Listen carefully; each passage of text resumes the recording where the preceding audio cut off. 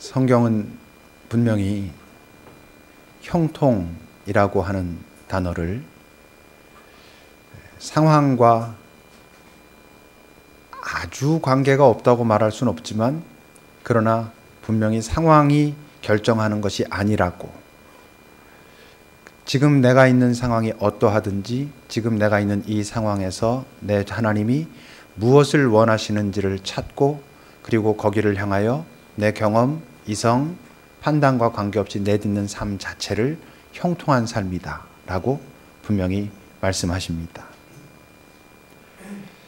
근데 이제 문제는 그렇게 형통을 찾고 형통을 추구하고 그래서 형통을 시도하고 그렇게 했는데, 그 다음에 내게 다가오는 상황이 계속 힘들고, 누가 봐도 야, 참 너 힘들겠다, 너 참 억울하겠다 라는 상황만 계속 다가오면, 요번엔 끝났겠지 했는데 또 풀리지 않고 힘들고 아픈 상황으로 또 다가오면, 여러분 그걸 어떻게 계속 그래 이게 형통이야 형통이야 하면서 살겠습니까? 뭐 한두 번 그렇게 버텨내면, 또는 하나님의 은혜로 뭐 하나님을 찾고 하나님과 동행하고 그렇게 이겨내면 좀 풀려서 야, 너희 이렇게 하는 게 이렇게 좋아 라고 좀 말할 수 있으면 사람들 눈치도 덜 보이고 좋을 것 같은데, 계속 그러면 이게 형통이야 라고 말하는 게 어떻게 쉽게 했습니까? 요셉이 형들에 의해 가지고 노예로 팔려갔습니다. 뭐 요셉의 책임이 아주 없다고 할 수는 없지만 그 책임에 비해서 당한 일은 사실 너무 컸습니다. 그래도 오히려 그 팔려가면서부터 그가 조금씩 성숙해지기 시작했는데, 그냥 우리가 성경을 볼 때는 뭐 요셉이 보디발의 집에 팔려가가지고 10년 정도 노예로 있었다라고 10년을 뭉뚱그려 말하지만, 여러분 요셉에게 있어서 그 10년 동안의 노예 생활이라는 게 그냥 단순히 10년 동안 노예 이렇게 설명될 수 있겠습니까? 얼마나 많은 일이, 얼마나 아픈 일이, 얼마나 억울한 일이, 도저히 말도 안 된다고 생각하는 일들이 얼마나 많았겠어요. 근데 요셉이 견뎌낸 것이거든요. 그러니까 성경은 요셉이 그럼에도 불구하고 하나님께서 함께 하실 만한, 그래서 하나님께서 함께 하심으로 그가 형통했다라고 말한단 말이에요. 그리고는 아주 결정적인 또 위기에 처했을 때 자기 주인 보디발에게도, 그리고 하나님께도 내가 어떻게 이 죄를 범해서 하나님 앞에 내가 범죄하겠습니까? 라고 정말 자기 자신을 잘 지키면서 이겨냈는데, 다가온 상황이 뭐였어요? 또 옥에 갇히는 거였어요. 여러분 요셉이라면 여러분들이 어땠을 것 같아요? 너무나 억울했을 것 같아 보이기도 하지만, 혹시 여러분 요셉이 억울해하지 않았을 가능성은 없을까? 여러분 사도행전 16장 25절을 한번 보세요. 이런 기록이 있죠. 한밤중에 바울과 실라가 기도하고 하나님을 찬송했을 때에 죄수들이 다 들었다 그래요. 이게 어떤 상황이죠? 바울과 실라가 전도 여행을 하는 중에 한 도시에 갔을 때 귀신 들린 여자가 있었어요. 종이었어요. 근데 그 주인이 그 귀신 들린 여자를 사용해서, 그 여자가 귀신이 들렸는데 어떤 형태로 나타났냐면 점쟁이, 점치는 것으로 나타났어요. 그것으로 주인이 돈을 많이 벌고 있었거든요. 근데 바울과 실라가 그 여인을 보고 그를 고칩니다. 그를 고치니까 주인의 입장에서는 자기의 돈벌이가 없어진 거거든요. 그래서 그 바울과 실라를 이 사회를 어지럽히는 자다라고 모함하고 고발해가지고 이들이 옥에 갇혀요. 채찍에 맞습니다.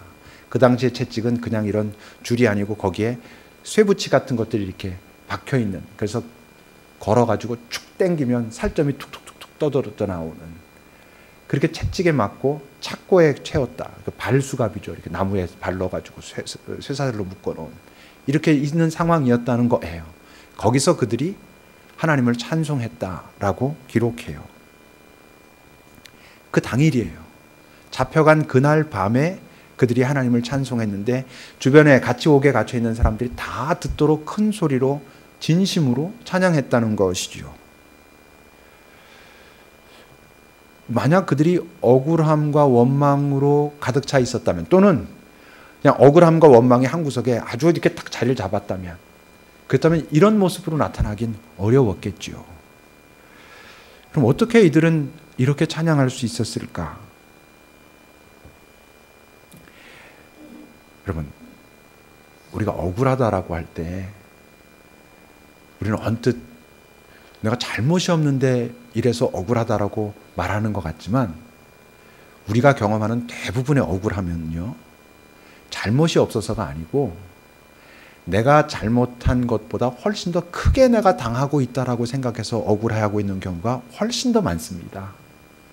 내가 정말 완전하게 떳떳한데 이런 일을 당했다라고 하는 게 아니고, 그건 변명이거나 이럴 때 그런 거고, 뭐 잡혀가가지고 자기 갔다가 나 죄가 없습니다라고 뭐 검사나 경찰과 이렇게 따질 때 하는 소리고, 사실은 내가 당하는 것이 내가 생각했던 것보다, 내가 잘못한 것보다 더 커, 이랬을 때 우리가 대부분 억울해하고 있거든요. 또는 다른 사람과 비교해서 왜 나만, 그래 내가 이렇게 되는 건 알겠는데 왜 나만 당해야 돼? 이럴 때 우리가 억울하다고 합니다.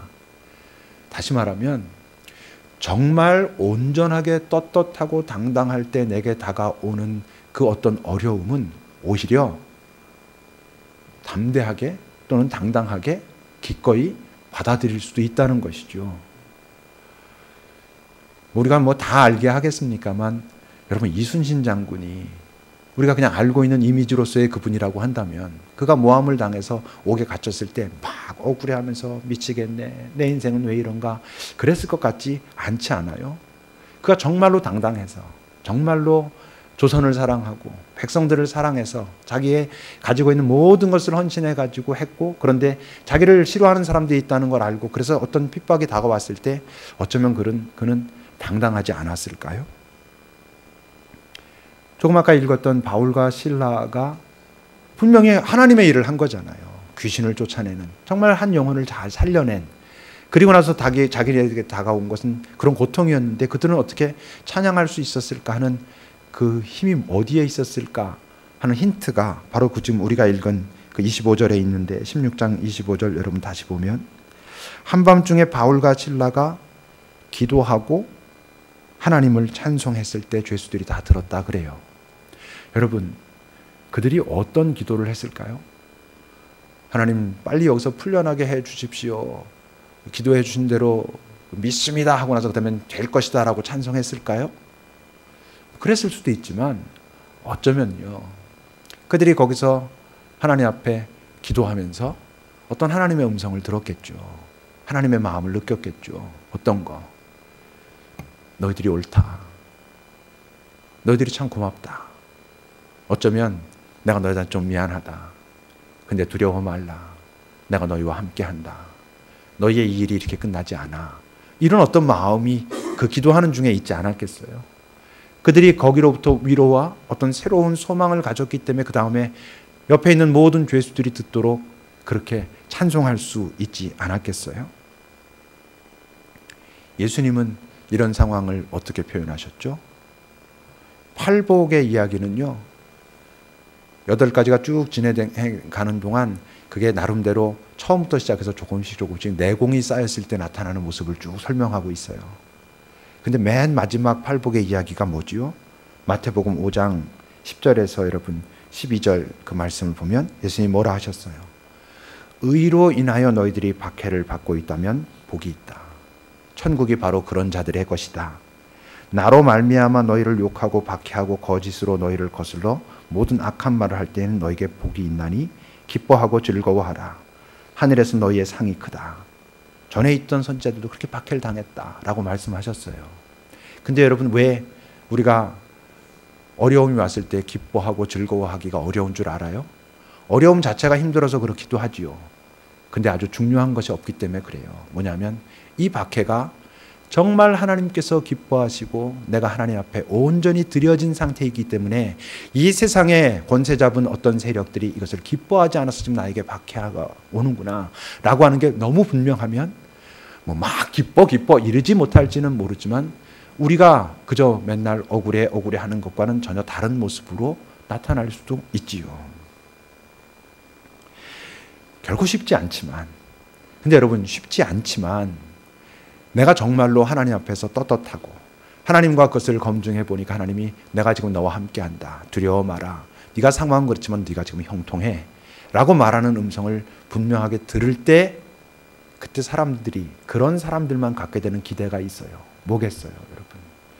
여러분 바울과 실라가 하나님 앞에 그런 음성을 듣고 그래서 하나님을 찬양할 때 그 찬양은 단순히 내게 행하신 일을 감사합니다라고 하는 찬양을 넘어서는 찬양이에요. 우리가 하는 찬양은요, 대부분은 감사합니다, 당신을 높여드립니다 하는 찬양이 있지만 하나님께서 또 기다리고 기대하시는 찬양이 있어요. 뭔지 알아요? 그분이 행하실 일을 기대하면서 드리는 찬양이 있어요. 바울과 실라가 그 어려운 자리에서 하나님의 음성을 듣고 마음을 깨닫고 거기서 하나님을 찬양했다면 이 모든 지금까지 일을 이루신 하나님에 대한 찬양도 있지만 앞으로 행하실 하나님, 당신의 계획을 뭔가 행하실 하나님에 대한 기대가 섞인, 기대가 담긴 그런 찬양이 분명히 있지 않았겠느냐 하는 거죠. 여러분 실제로 어떤 일이 벌어지죠? 그 다음에 사도행전 16장 26절에 보면 어떻게 기록합니까? 그들이 그렇게 찬송하고 죄수들이 들을 때 이에 갑자기 제가 말씀 가끔 드리는 하나님의 유머. 그들이 찬양을 하기 시작하고 사람들이 다 듣고 사람들이 들었을 때 어떻겠어요? 저도 이제 미쳤구나. 아니 지금 지네들 믿는 하나님 이렇게 하다가 옥에 갇혀가지고 저렇게 터지고 들어와가지고 지금 또 그 하나님을 찬양하고 있네. 이런 사람들이 꽤 있지 않았겠어요? 근데 바로 그때 갑자기 어떤 일이 벌어졌다고? 지진이 나고 옥토가 움직이고 문이 다 열리면서 모든 사람의 매인 게 다 풀어져요. 하나님이시니까 하실 수 있는 일이죠. 그 다음에 어떤 일이 그 다음에 계속됩니까? 간수가 와가지고 깜짝 놀라죠. 이거 다 도망갔구나. 끝났구나. 그래서 자살하려 그러잖아요. 그때 바울이 그러지 마라. 우리 여기 그대로 있어. 더 놀라죠, 이 사람이. 아니, 이 사람들은 어떻게 이렇게 하고 그냥 있을까? 들어가고 묻죠. 도대체 당신은 어떻게 이룰 수 있습니까? 나는 어떻게 해야 구원을 얻겠습니까? 할 때 그 유명한 말씀. 주 예수를 믿으라. 그리하면 너와 네 집이 구원을 얻으리라 라고 바울이 선언하고 그가 인정하고 데리고 자기 집에 데리고 가잖아요. 다 씻겨주고 그날 밤에 자기 가족들이 전부 세례를 받고 예수를 믿었다 그래요. 여러분 그 자리까지 갔을 때 바울과 실라가 어땠겠어요? 그 전에 여종을 고쳐주었던 그 일도 귀하죠. 분명히 당연히 귀하죠. 근데 그 다음에 박해가 오고 박해를 깨닫고 이해하고 찬양하고 그 다음에 벌어지는 또 새로운 일을 보고 그리고 나타난 일들을 보게 되는 인생. 여러분 쉽지 않지만 기대해 볼 만한 인생이잖아요. 요셉도 분명히 언뜻 보면 억울해 보이는 상황인데 아마도 그가 억울해 하기보다 여기서 무언가 하나님께서 지금 나와 함께 하시며 무슨 일을 행하실 것인 것 같다라고 기대했을 거라고 생각할 수 있는 근거가 첫 번째는 그가 분명히 그때 그 마음이 그랬거든요. 내가 지금까지 하나님께서 나와 함께 해서 여기까지 인도하셨습니다. 근데 내가 어떻게 범죄해서 사람에게도 그렇고 하나님 앞에 내가 악을 범하겠습니까? 라고 말했거든요.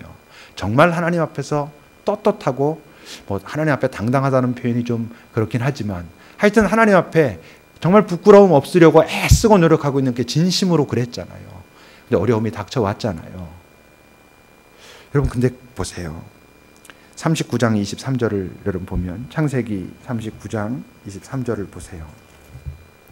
간수장이 그의 손에 맡긴 것을 무엇이든지 살펴보지 않고 그렇게 한 이유는 여호와께서 요셉과 함께 한다는 것을 봤다.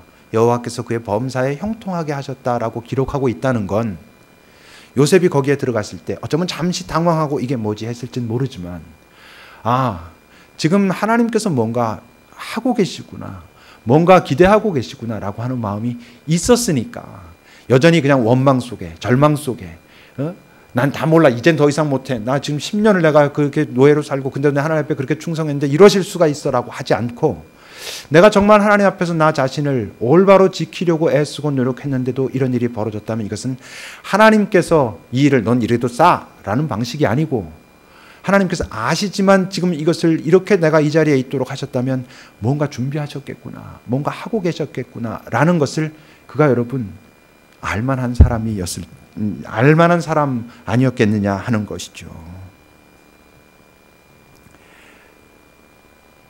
영적으로 성숙하다는 것은요, 뭐 여러 형태로 말할 수 있겠지만 그냥 아주 본질적으로 표현하면 영적으로 성숙하다는 건 하나님의 그 주파수 때 하나님의 주파수와 내가 되게 이렇게 비슷한 주파수를 갖고 있는 것을 영적으로 성숙하다고 말하는 거예요. 어떤 상황 속에 있든지 그 상황에서 지금 하나님께서 무엇을 말씀하시고 무엇을 계획하시고 어떤 의도를 갖고 계셨는지가 잘 느껴지는 존재가 영적으로 성숙한 것이죠. 대단한 일을 하고 이러기 전에 하나님의 주파수와 이렇게 비슷하게 맞춰져 있는 상태. 그래서 영적으로 성숙한 사람이라기보단 그런 때가 있다고요. 항상 말하지만. 여러분 30일피전 같은 걸 이렇게 해보면 한 일주일, 열흘쯤 지나가면요. 하나님의 음성의 주파수가 굉장히 조금씩 정확하게 내게 잡히는 것을 느낄 수 있어요. 그게 영적으로 성숙한 상태인 거죠. 그 동반하는 분들과도 이렇게 어떤 그런 정도 자리, 그런 상황들이 돼서 얘기를 나눠보면, 아, 목사님, 지금 되게 그 하나님의 그 목소리의 톤이 느껴지기 시작하셨군요. 이런 부분들이 있단 말이죠. 그게 지금 내가 영적으로 되게 충만해져 있는 그런 상태라고 말할 수 있어요. 자, 이제 그런 상황 속에서 어느 날 친위대장이 보디발이었을 수도 있고 아닐 수도 있지만 아마도 보디발이겠죠. 나중에 내 주인이 이렇게 어쩌고 얘기하는 걸 보면 보디발이 들어와 가지고는 요셉을 찾아요. 자기가 감옥에 가둬놓고는 들어와서 요셉을 찾고는 어떤 얘기를 하나 합니다. 4절을 보세요. 본문 4절을 보면 친위대장이 요셉에게 그들을 수종들라고 명령해요. 그래서 요셉이 그들을 섬기기 시작해요. 하나 이상한 건 감옥에 그 죄수들이 들어오면 그 죄수들을 요셉한테 네가 이 사람 섬기고 이건 이렇게 하고 라고 말해야 되는 사람은 누구예요? 간수장이잖아요. 간수장이 거기 있었거든요. 간수장이 요셉에게 시켜야 되는데 친위대장이 직접 와가지고 요셉에게 뭔가를 말해요. 그 말이 어떤 말이었어요? 본문 1절에서부터 보면 그 애굽 왕의 술 맡은 자와 떡 굽는 자 두 사람이 어떤 연회에서 실수가 있었던 모양이에요. 아주 큰 실수가. 이게 떡 만드는 자, 술 이렇게 드리는 자라는 게 좀 말단 저기를 말하는 게 단순히 요즘 말하는 웨이터 이런 게 아니고 왕의 그런 역할을 맡은 사람이나 어떤 연회를 전체적으로 책임지는 사람들인 건 거예요. 그러니까 아마 큰 어떤 중요한 연회에서 실수를 했던 것 같아요. 이때 왕 마음대로잖아요. 가둬라 그럼 가두고 이래야 되는 거니까. 그때 바로가 그 두 관원장, 그 술 맡은 관원장과 떡 굽는 관원장에게 노해가지고 그들을 친위대장의 집안에 있는 왕의 신하를 가두는 그 감옥에 가둔 거예요. 그리고 이제 친위대장이 와가지고 요셉에게 네가 좀 이들을 섬겨라 그래요. 근데 여러분 생각해 보면 지금 요셉이 갇혀 있는 그 친위대장의 집에 있는 감옥은 왕의 신하들을 가두는 곳이었어요. 그러니까 높은 관료들이 많이 이렇게 잡혀 들어와 있는 그런 상황이었단 말이에요. 그러니까 지금 들어온 사람들도 높은 사람들이지만 그동안 높은 사람들 많이 봤어요. 어떤 거예요? 우리가 살다 보면 또는 하나님께 예민하다 보면 어떤 경우들이 있냐 하면 평소와 크게 다르지 않은 일인데 다르게 느껴지는 어떤 순간들이 있어요. 그러니까 요셉은 지금 이 상황 속에서 이전에도 많은 높은 사람들도 보고 그랬을 텐데 친위대장이 직접 와가지고 이들을 섬기라라고 말하는 어떤 순간 뭐가 있었던 것 같아요. 하나님과 어떤 지금 주파수가 매우 잘 닿아 있으니까 지금 뭐가 있었던 것 같아요. 어떻게 알 수 있냐 하면요. 이 요셉이 엄청 예민해져 있거든요. 6절과 7절을 한번 보십시오, 여러분. 그렇게 섬기는 중에 어느 날 아침 요셉이 그 감옥에 들어가서 그들을 딱 봤는데 근심의 빛이 있어요. 요셉이 그 주인의 집에 자기와 함께 갇힌 바로의 신하들에게 그래서 그들에게 물어요. 어떻게 해서 오늘 당신들의 얼굴에 근심의 빛이 있습니까? 여러분, 이 사람들 높은 사람들이 지금 감옥에 갇혔는데 매일 근심의 빛이었겠죠. 어느 날 좋아 그러다가 어느 날 보니까 확 근심하고 있었겠어요. 매일매일 근심의 빛에 있던 사람들인데 요셉이 뭔가 다른 일이 벌어지고 있다는 것을 알아보는 거예요. 그만큼 예민한 거죠. 근데 어떻게 생각해 보면 지금 지코가 석자잖아요. 모함 당해가지고 지금 강간 미수죄로 지금 와서 잡혀 있는 건데 지가 더 근심스러울 텐데 그들이 근심스러운 그 빛이 다른 날과도 다르다는 것을 아주 정확하게 알아봐요. 요셉이 먼저 물어본 거예요. 뭔가 근심되는 일이 있는 것 같은데 그게 뭡니까? 라고 묻고 있다는 것이죠. 아까도 말했던 것처럼 지금 요셉은 하나님의 어떤 주파수에 아주 민감해져 있는 그런 상태인 거예요. 그때 어떤 일이 벌어집니까? 8절 보면 그들이 그에게 이르되 우리가 꿈을 꿨는데 이를 해석할 자가 없다라고 요셉에게 하소연해요. 이들은 누구? 지금 감옥에 갇혀 있긴 하지만 고위 관료들이에요. 그들이 지금 누구에게? 이방에서 잡혀온 노예에게, 그것도 지금 여기엔 왜 들어와 있는? 강간 미수죄로 들어와 있는 자에게 자기네들이 지금 이랬다고 하소연하고 있어요. 요셉에게 어떤 게 보였겠어요? 그들에게 뭔가 모를 카리스마가 있는 거예요. 어떤 권세가 느껴지는 거예요. 어떤 위엄이 느껴지는 것이죠. 여러분, 영적으로 충만하면 그가 대단하게 큰 소리를 지르고 큰 역할을 맡고 있고 직분이 높아서가 아니라 정말로 영적으로 충만한 상태의 어떤 사람이 있을 때 그에게서 평소에 느낄 수 없는 어떤 위엄, 권세 이런 것을 여러분 경험할 수 있어요. 물론 그것도 영적으로 관심이 있는 사람들이 느끼는 것이죠. 근데 지금 이들은 그렇지 않음에도 불구하고 요셉으로부터 흘러나오는 어떤 힘을 느꼈던 것 같아요. 뭔가 압도되는 어떤 것이 있었던 것 같아요. 그러니까 말해요. 우리가 어떤 고민이 있다. 같이 동시에 꿈을 꿨다. 뭔가 하여튼 이게 아귀가 맞으면서 이상하잖아요. 근데 그렇다 할지라도 그 하소연을 들은 요셉의 반응은 조금 당황스러워요. 8절 계속 보세요, 여러분. 그렇게 말했을 때 요셉이 그들에게 뭐라고 말하냐면 해석은 하나님께 있지 않겠습니까? 내게 말하십시오. 이래요. 우리는 결과를 다 알아요. 그러니까 이렇게 돼가지고 이렇게 됐대 라고 하지만 그런 결과를 알기 전 요 순간 요셉이 여러분들이라면 꿈을 꿨는데 어때? 라고 했는데 그걸 딱 듣고 꿈의 해석은 하나님께 있습니다. 사실은 지가 해야 되는 거예요. 말하십시오. 내가 알려드리겠습니다. 라고 말하고 있는 거예요. 그러니까 담대함과 무모함은 정말 백지장 하나 차이인 거예요. 이건 거의 대부분의 사람들이 옆에서 보고 있다면 막 흔들려. 너 왜 그래? 너 지금 어떻게 하자고? 너 그 듣고 네가 해석 제대로 못하고 또는 해석했는데 틀리면 어떡하려고 네가 지금 이분들 높은 분들한테 이랬을 만한 상황이잖아요. 근데 흔들림이 없어요. 내게 말하소서라고 말해요. 요셉은요, 여러분, 꿈에 대한 트라우마가 있는 사람이에요. 꿈 때문에 망한 인생이잖아요, 사실. 형들이랑 사이가 좀 안 좋긴 했지만 결정적으로 내가 이런 꿈 꿨어, 이랬어, 저랬어, 이랬던 거란 말이에요. 그랬던 그 요셉이 그 사람들이 꿈을 꿨는데 그것 때문에 움찔하거나 이러지 않고 그 꿈 내게 말하십시오. 해석을 하나님께서 하시지 않겠습니까? 내게 말하면 내가 해석해 드리겠습니다. 라고 말해요. 더군다나 꿈 내용을 듣고 해몽을 하는데 정말 어이가 없어요. 12절 보세요. 이건 술 맡은 관원의 꿈을 듣고 해몽하는 거예요. 술 맡은 관원은 어떤 포도나무에서 어떤 포도즙을 해가지고 왕에게 이렇게 올려드리는 걸 꿈을 꿨다 그래요. 그 얘기를 듣고는 요셉이 그에게 이르되 그 해석이 이러하니 세 가지는 사흘이라. 지금부터 사흘 안에 바로가 당신의 머리를 들고 당신의 전직을 회복시키리니 당신이 전에 술 맡은 자가 되었을 때 하던 것 같이 바로의 잔을 그의 손에 드리게 될 것입니다. 그래요. 포도송이 세 송이 이렇게 있는 거 가지고 따가지고 드렸다는 얘기 듣고 지금 이 얘기를 하는 거예요. 이 얘기를 어떻게 할까? 그나마 이 얘기는 나아요. 왜? 잘 될 것입니다. 라고 말하는 거잖아요. 근데 떡 맡은 자도 또 이제 자기 꿈을 얘기하는데 떡 세 덩이가 있었는데 흰 뭐가 내려와가지고 다 쪼아 먹었어. 이제 이런 꿈을 꿨다고 말해요. 거기에 대해서 해몽할 때는 이렇게 얘기해요. 18절을 보십시오, 여러분. 요셉이 이제 떡 맡은 자에게 대답하여 이르되 그 해석은 이러하니 새 광주리는 사흘입니다. 지금부터 사흘 안에 바로가 당신의 머리를 들고 당신을 나무에 달리니 새들이 당신의 고기를 뜯어 먹을 것입니다. 그래요. 미쳤잖아요. 이거 지금 어떻게 사흘 안에 라고 말할 수 있을까? 그리고 그 사람한테 뭐 감옥에 들어와 있어도 나름대로 높은 사람이고 이런저런 친분으로 보면 뭐 대단한 사람들이 주변에 많이 있을 텐데 그 사람한테 지금 사흘 안에 당신 죽습니다 그러는 거예요. 그러니까 여러분 우리가 알 수 있는 게 있죠. 뭐 지금 요셉은 혼자 이 일을 하고 있지 않은 거예요.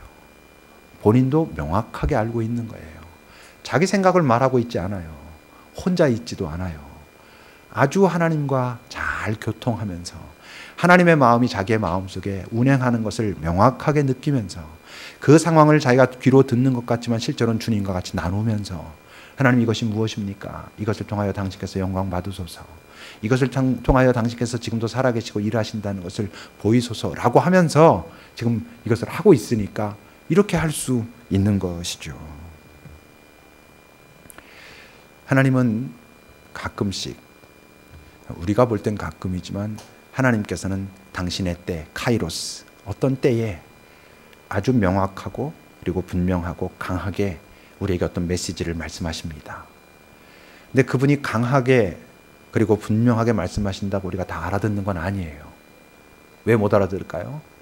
내가 주파수가 너무 딴 데가 있을 때 그때는 하나님이 아무리 명확하게 분명하게 나에게 소리치며 말씀하셔도 들리지 않아요. 다른 주파수에 걸려 있으니까.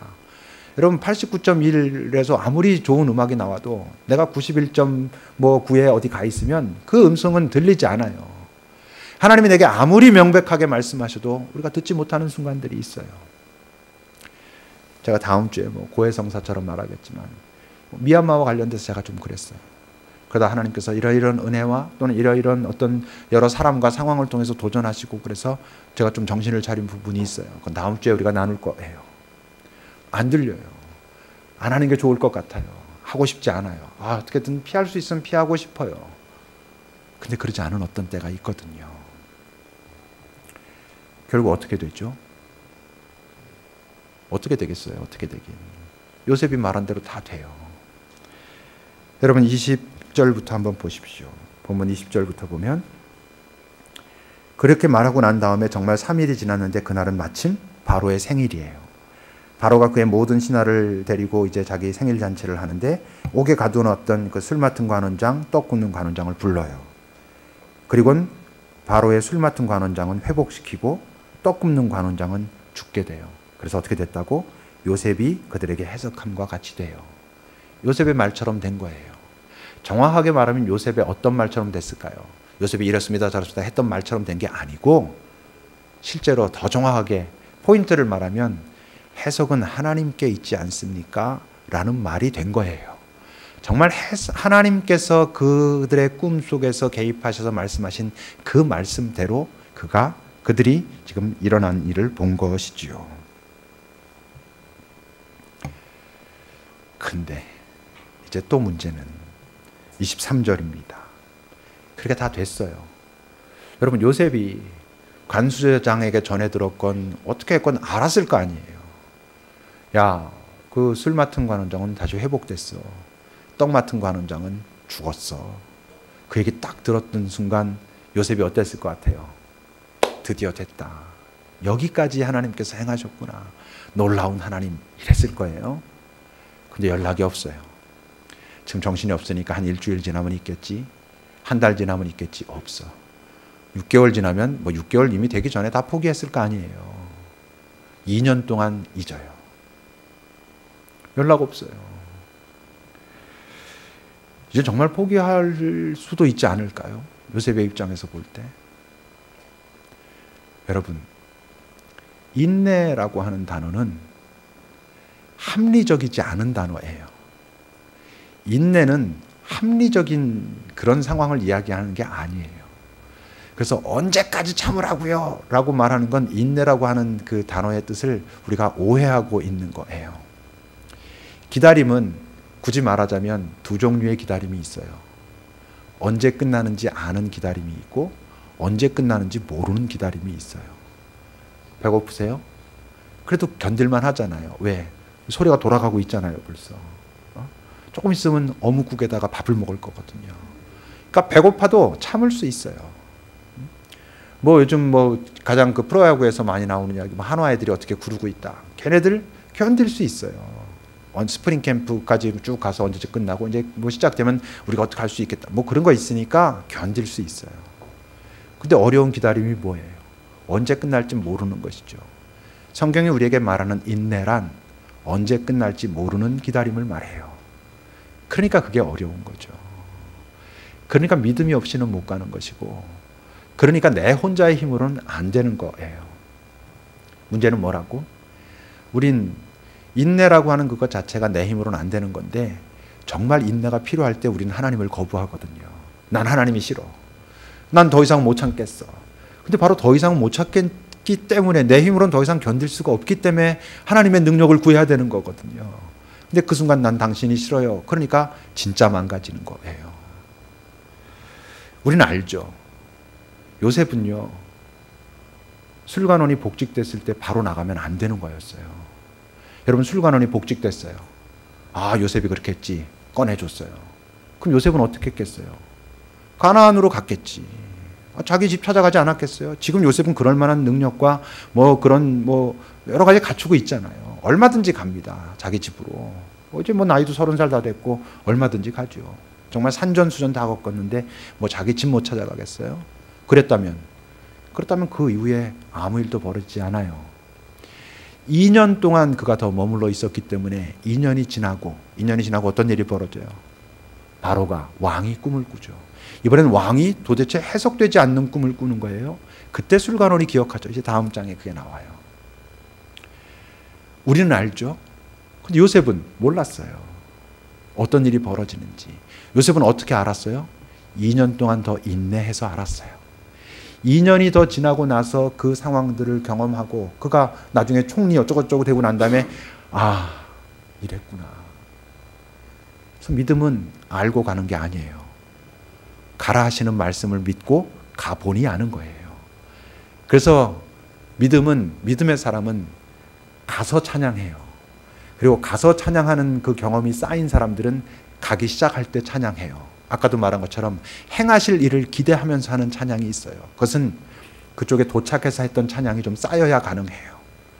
바울과 실라가 그랬던 것처럼, 지금의 요셉이 그랬던 것처럼 참고 버티는 힘이 자기 힘으로가 아니라 주님과 함께 형통하게 하고 있는 것이죠. 이 과정을 거치면서 여러분, 요셉이 아주 완전하게 정리하는 게 있어요. 뭐예요? 사람을 의지하는 것. 요셉은 사람을 의지하는 형태로 살아온 사람이에요. 처음엔 아버지를 의지했고, 형들에게 배신당했지만 거기서 열심히 하면서 보디발이 잘 의지됐고, 하나님도 의지했지만 보디발도 의지하고, 감옥에 갇혔을 때 물론 하나님도 의지하지만 자기를 잘 돌봐주는 간수장도 의지하고, 내보내서 그 사람이 됐다 그랬을 땐 하나님을 찬양도 하지만 이제 술 맡은 관원 나한테 어떻게 해주겠지도 기대하고, 그 기대가 다 깨져요. 뭐만 남아? 하나님만이, 오직 하나님만 나의 피난처가 되십니다. 나의 피할 산성이시요 나의 구원자가 되십니다라는 게 명확하게 인정돼요. 그리고 나서 이 다음에 하나님께서 계획하셨던 제2막이, 3막이라 그래야 되나? 어떤 게 시작돼요. 우리 인생은 어때요, 여러분? 우리가 요셉 같은 상황을 구할 필요는 없지요. 그렇지만 요셉같이 형통을 놓치지 않는 것은 구해야 되지 않겠어요? 그렇게 해야 여러분, 요셉이 경험한, 그래서 마침내 이렇게 되는구나를 경험하며 살아요. 얼마나 많은 인생들이 그냥 원망 속의 인생이 끝나버립니까? 원망의 문제는 여러분, 인내하지 못하게 한다는 거예요. 여러분들의 인생이 정말 하나님께서 행하신다면 그렇게 되지 않겠습니까? 라고 당당하게 말할 수 있는 인생 되기를 하나님께서 기대하실 것입니다. 우리 기도합시다. 요셉의 삶을 다시 한번 잘 돌아보면서, 지금 현재 여러분들의 삶을 또 잘 생각해 보면서, 나는 지금 내 상황을 어떤 시각으로 바라보고 있는가, 여러분 한번 잘 보세요. 내 주님은 내게 지금 이 상황에서 무엇을 말씀하실까 한번 잘 돌아보셔요.